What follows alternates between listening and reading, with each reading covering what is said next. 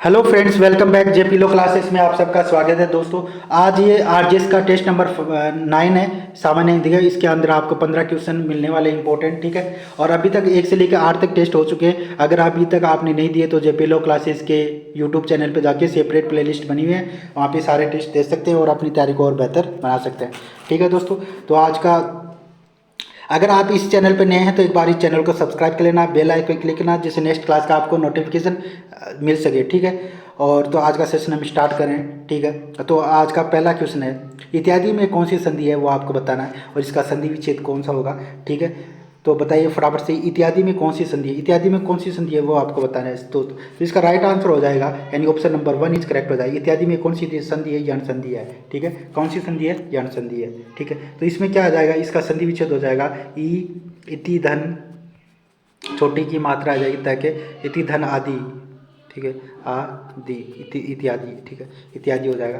यानी कि थोड़ा सा ये देख लेना राइटिंग, ठीक है। इत्यादि यानी इति धन आदि इत्यादि, यानी इत्यादि के अंदर यण संधि यानी छोटी की मात्रा धन और आ जाएगा, ठीक है, आ जाएगा, इत्यादि हो जाएगा, ठीक है, ठीक है जी। और गुण संधि में हमेशा, यानी गुण संधि में एक मात्रा आती है। जब भी आपको किसी शब्द में एक मात्रा दिखे तो वो कौन सी गुण संधि का है, ठीक है। और और दीर्घ संधि में बड़ा की मात्रा आती है, ठीक है जी। जो इसके अंदर जो इसके गुण संधि के अंदर एक मात्रा आती है, ठीक है जी। और इसका राइट आंसर हो जाएगा यण संधि, इसका राइट आंसर हो जाएगा यण संधि, वो करेक्ट हो जाएगा, ठीक है, ठीक है जी। और दीर्घ संधि में हमेशा यानी कि बड़ा आ की मात्रा और बड़ी की मात्रा और बड़ा ऊ की मात्रा आती है, ठीक है। तो इनके से कौन सी दीर्घ संधि बनती है, ठीक है जी, दीर्घ संधि बनती है, ठीक है, दीर्घ संधि बनती है जी, ठीक है। इसका राइट आंसर इत्यादि यानी कि यण संधि हो जाएगा, करेक्ट हो जाएगा। यण संधि कौन सा हो जाएगा, यण संधि, इसका राइट आंसर हो जाएगा यण संधि, करेक्ट हो जाएगा, ठीक है जी। यण संधि राइट आंसर हो जाएगा, यण संधि।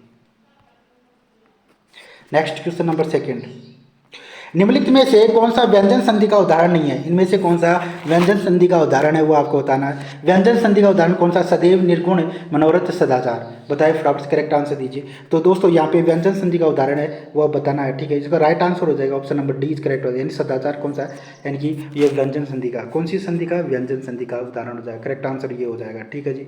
और तो इसके अंदर से इसका यानी कि संधि विच्छेद हो जाएगा, सत्य धन्य, नीचे ये सत्य धन्य आचार, आचार सदाचार, यानी ये सद्धन आचार हो जाएगा, करेक्ट हो जाएगा, यानी सदाचार इसका राइट आंसर हो जाएगा, ठीक है जी, ठीक है, ठीक है जी। चलो नेक्स्ट, ये सदैव है, ये वर्धी संधि का है, ये सदैव है वर्धी संधि का है, सदैव वर्धी संधि का है, ठीक है जी। तो राइट आंसर हो जाएगा इसका ऑप्शन नंबर डी करेक्ट हो जाएगा, यानी कि सदाचार में व्यंजन संधि है। नेक्स्ट क्वेश्चन नंबर थर्ड, रामचरित्र शब्द का शब्द में कौन सा समास है वो आपको बताना है। रामचरित्र शब्द में कौन सा समास है वो आपको बताना है। तत्पुरुष, द्विगु, क्रमधारय और द्वंद्व। बताइए फटाफट से करेक्ट आंसर दीजिए। तो दोस्तों इसका राइट आंसर हो जाएगा ऑप्शन नंबर, यानी कि इसका 1 करेक्ट हो जाएगा, यानी तत्पुरुष। रामचरित्र में कौन सा समास है, यानी कि तत्पुरुष समास है, ठीक है। तो इसका समास विग्रह क्या हो जाएगा, राम का चरित्र, क्या हो जाएगा, राम का चरित्र, ठीक है, ठीक है जी। राम का चरित्र हो जाएगा, करेक्ट आंसर इसका राम का चरित्र हो जाएगा, राम का चरित्र इसका समास विग्रह हो जाएगा।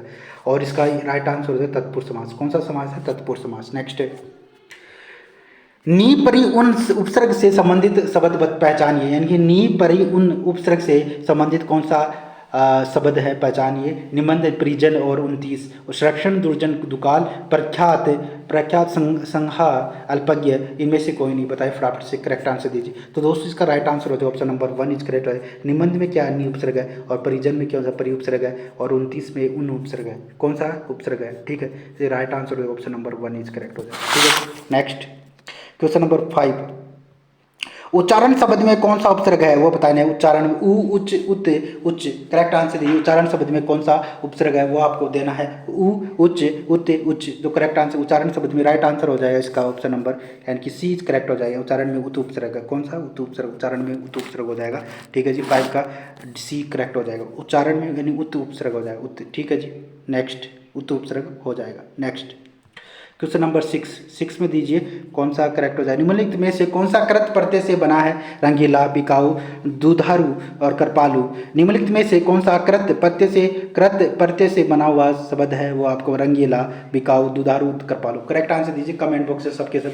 ठीक है, तो दोस्तों इसका राइट आंसर हो जाएगा ऑप्शन नंबर कौन सा करेक्ट हो जाएगा? 6 में, यानी कि कौन सा है? बिकाऊ। इसमें कौन सा है? बिकाऊ, यानी करेक्ट हो जाएगा। ठीक है, बिकाऊ कौन सा है? यानी आऊ, इसके अंदर आ ऊ, इसके अंदर क्या है? प्रत्यय है। ठीक है, आऊ यानी बिकाऊ करेक्ट हो जाएगा। ठीक है जी, क्वेश्चन नंबर 6 का राइट आंसर हो जाएगा ऑप्शन नंबर बी, यानी बिकाऊ करेक्ट हो जाएगा।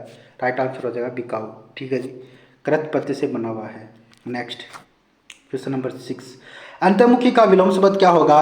जगतमुखी, वाचाल या चतुर्मुखी, बहिर्मुखी। बताइए अंतर्मुखी का राइट आंसर क्या हो जाएगा? क्वेश्चन नंबर 7 का राइट आंसर हो जाएगा अंतर्मुखी का हो जाएगा राइट आंसर, यानी बहुमुखी। अंतर्मुखी का बहुमुखी करेक्ट हो जाएगा। ठीक है जी, अंतर्मुखी का बहुमुखी करेक्ट हो जाएगा। नेक्स्ट क्वेश्चन नंबर 8, अतिवृष्टि का विलोम शब्द बताया जाए। अल्पवृष्टि, लघुवृष्टि, अनावृष्टि और न्यून वृष्टि। बताइए ठीक है, अतिवृष्टि का राइट आंसर हो जाएगा ऑप्शन नंबर सी करेक्ट हो जाएगा। क्या हो जाएगा? राइट आंसर हो जाएगा यानी कि अनावृष्टि।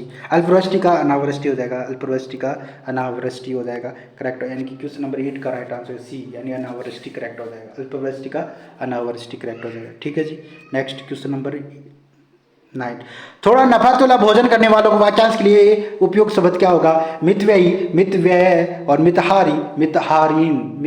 करेक्ट आंसर दीजिए कौन सा करेक्ट हो जाएगा? यानी कि जो थोड़ा नफा तुला भोजन करने वालों को क्या कहेंगे? मिताहारी कहेंगे। दोस्तों क्या कहेंगे? मिताहारी। Option number C is correct हो जाएगा, यानी उसको क्या कहेंगे?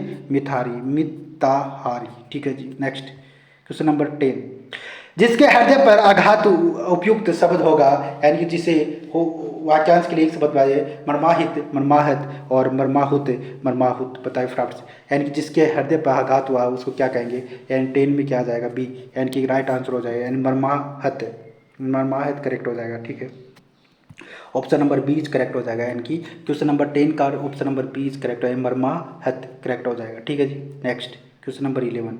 ठीक है, निम्नलिखित वाक्यों में से कौन सा वाक्य अशुद्ध है? मैं तुझे बता दूंगा, मोहन और उसका पुत्र व्यस्त है, वह अपना चश्मा भूल गया, हमारे प्रांत के लोग मेहनती हैं। करेक्ट आंसर दीजिए। ठीक है, यहाँ पे जो राइट आंसर हो जाएगा ऑप्शन नंबर कौन सा करेक्ट हो जाएगा वो बताइए फटाफट से दीजिए। मैं तुझे बता दूंगा, मोहन और उसका पुत्र व्यस्त है, वह अपना चश्मा भूल गया, हमारे प्रांत के लोग मेहनती हैं। तो दोस्तों इसका राइट आंसर हो जाए ऑप्शन नंबर 1 इज करेक्ट, मैं उसे बता दूंगा। ये राइट आंसर है क्योंकि ये अशुद्ध है। बाकी मोहन और उसका पुत्र व्यस्त है, ये सही है। वह अपना चश्मा भूल गया है, ये भी सही है। ठीक है, हमारे प्रांत के लोग क्या है? मेहनती हैं। ठीक है, तो ये भी करेक्ट है। तो मैं उसे तुझे बता दूंगा, तो यहाँ पे क्या हो जाएगा? मैं तुझे बता दूंगा, या दूंगा में यहाँ पे ऊपर यानी त के ऊपर यानी चंद्र बिंदी आएगी, तो इसलिए यहाँ पे चंद्र बिंदी की अशुद्धि है, तो चंद्र बिंदी आएगी यहाँ पे। ठीक है जी, तो ये करेक्ट हो जाएगा दूंगा। ठीक है, ये करेक्ट हो जाएगा, यानी चंद्र बिंदी आएगी यहाँ पे ऊपर, यानी त के ऊपर यानी कि चंद्र बिंदी आएगी, तो करेक्ट हो जाएगा। ठीक है, मैं उसे बता दूंगा, ये करेक्ट हो जाएगा। ठीक है जी, नेक्स्ट क्वेश्चन नंबर 12, इनमें से अशुद्ध वर्तनी वाला शब्द कौन सा? महत और पैतृक, वाल्मीकि, सन्यासी। करेक्ट आंसर दीजिए, इनमें से अशुद्ध वर्तनी वाला शब्द कौन सा है? महत और पैतृक, वाल्मीकि, सन्यासी। तो करेक्ट आंसर दीजिए फटाफट से। तो दोस्तों इसका राइट आंसर होगा ऑप्शन नंबर, यानी कि ऑप्शन नंबर कौन सा करेक्ट हो जाएगा? डी करेक्ट हो जाएगा, सन्यासी। सन्यासी कैसे लिखेंगे? ये अशुद्ध है, अशुद्ध शब्द है सन्यासी। बाकी महत, पैतृक, वाल्मीकि भी करेक्ट हो जाएगा। ठीक है, तो सन्यासी कौन सा होगा? सन्यासी से लेंगे स, आधा न, फिर आधा न, ये आ की मात्रा और सांप, ये सांप वाला है इसके अंदर, सन्यासी ऐसे लिखेंगे। ठीक है जी, सन्यासी। महत्व एकदम करेक्ट है, पैतृक भी सही है, वाल्मीकि सही है, सन्यासी करेक्ट हो जाएगा। ठीक है, ठीक है, ये वाला गलत है। ठीक है जी, सन्यासी इंपॉर्टेंट है, वाल्मीकि, पैतृक, महत्व। नेक्स्ट क्वेश्चन नंबर 13, शहर में आजकल चोरियां बहुत हो रही हैं। इस वाक्य में पद यानी रेखांकित पद संख्या ज्ञात कीजिए। जातिवाचक संख्या, व्यक्तिवाचक संख्या, भाववाचक संख्या, इनमें से कोई नहीं। शहर में आजकल चोरियां बहुत हो रही है, इसमें से रेखांकित पद की संख्या क्या है? जातिवाचक संख्या, व्यक्तिवाचक संख्या, भाववाचक, इनमें से कोई नहीं। तो दोस्तों का राइट आंसर हो जाएगा ऑप्शन नंबर यानी कि 1, यानी कि ये क्या है? जातिवाचक संख्या है। क्या है? जातिवाचक संख्या है। शहर में आजकल चोरियां बहुत हो रही है, ये सब क्या है? जातिवाचक संख्या है। तो इसका करेक्ट आंसर हो जाएगा ऑप्शन नंबर 1 इज करेक्ट हो जाएगा। ठीक है जी। नेक्स्ट क्वेश्चन नंबर 15, स्वर्णाम के कितने प्रकार हैं वो आपको बताना है। 4, 5, 6, 7 स्वर्णाम के कितने प्रकार हैं वो आपको बताना है कितने हैं। तो दोस्तों इसका right answer option number C is correct हो जाएगा, यानी 6। कौन से 6 प्रकार के होते हैं स्वर्णाम? कितने प्रकार के होते हैं? 6 प्रकार के होते हैं, ठीक है जी। Next question number last question है, इसका आंसर आपको देना है। हिंग लगे ना फिट करी रंग भी चोखा लोकोक्ति का अर्थ है। हिंग लगे ना फिट करी रंग भी चोखा लोकोक्ति का अर्थ है, यानी बहुत खर्च खराब का, यानी बहुत खर्च खराब काम, बिना खर्च अच्छा काम, कम खर्च और काम अच्छा, न काम न खर्च। बताइए फटाफट से करेक्ट आंसर दीजिए। तो दोस्तों यहाँ पे राइट आंसर बताइए फटाफट से। क्वेश्चन नंबर 15 का राइट आंसर हो जाएगा, यानी कि इसका कम खर्च, यानी कि ना लगे, यानी हींग लगे ना फिट करी रंग भी चोखा निकले, ठीक है। इसको राइट आंसर हो जाएगा ऑप्शन नंबर यानी सी, यानी खर्च कम और काम भी अच्छा हो जाएगा, ठीक है जी, ठीक है जी, ठीक है जी। खर्च कम काम भी अच्छा हो जाएगा। नेक्स्ट, हिंग लगे ना फिट की रंग भी चोखा चोखा। अगर कोई किसी क्वेश्चन में डाउट हो तो आप कमेंट बॉक्स में पूछ सकते हो, ठीक है जी। नेक्स्ट क्वेश्चन लास्ट क्वेश्चन है आज का, ठीक है। इसका आंसर आपको कमेंट बॉक्स में देना है। होमवर्क क्वेश्चन है, अंग अंग फूले न समाना मुहावरे का अर्थ है गुस्सा होना, दुखी होना, बहुत आनंदित होना, बीमार होना। इसका आंसर आपको कमेंट बॉक्स में देना है। अंग अंग फूले न समाना बताना है फटाफट से इसका कमेंट बॉक्स में। होमवर्क क्वेश्चन है आपको, सबके सब कमेंट बॉक्स में इसका आंसर दीजिए। अंग अंग फूले न समाना, ठीक है जी। तो गुस्सा होना, दुखी होना, बहुत आनंदित होना और बीमारी होना, ठीक है, ठीक है जी। नेक्स्ट, अगर आप हिंदी इंग्लिश की टेस्ट सीरीज ज्वाइन करना चाहते हैं तो इस या लॉ की टेस्ट सीरीज ज्वाइन करना चाहते हैं तो आप इन नंबरों पे कॉल कर सकते हैं 7357437739। इस पे आपको नॉमिनल फीस में आपको टेस्ट सीरीज कराई जा रही है, ठीक है। आप ज्वाइन कर सकते 7357437739 पे, ठीक है जी। नेक्स्ट, तो मिलते हैं नेक्स्ट क्लास के अंदर। अगर आपको ये वीडियो पसंद आए तो एक बार सेशन को सब लाइक कर देना, और अगर आप इस क्लास में नए हैं तो एक बार इस चैनल को सब्सक्राइब कर लेना। और इसका पीडीएफ आपको जेपी लो क्लासेस के ये यूट्यूब टेलीग्राम चैनल है उस पर मिलेगा। सब यहाँ पे यूट्यूब चैनल, ये जो वीडियो के डिस्क्रिप्शन बॉक्स के अंदर आपको इसका लिंक मिल जाएगा, वहाँ सबके सब ज्वाइन कर लें। और इसका जो पीडीएफ है जेपी लो क्लासेस के टेलीग्राम चैनल पर मिलेगा, ठीक है। और सेशन को एक बार सबसे शेयर कर दें, लाइक कर दें, ठीक है। मिलते हैं नेक्स्ट क्लास के अंदर।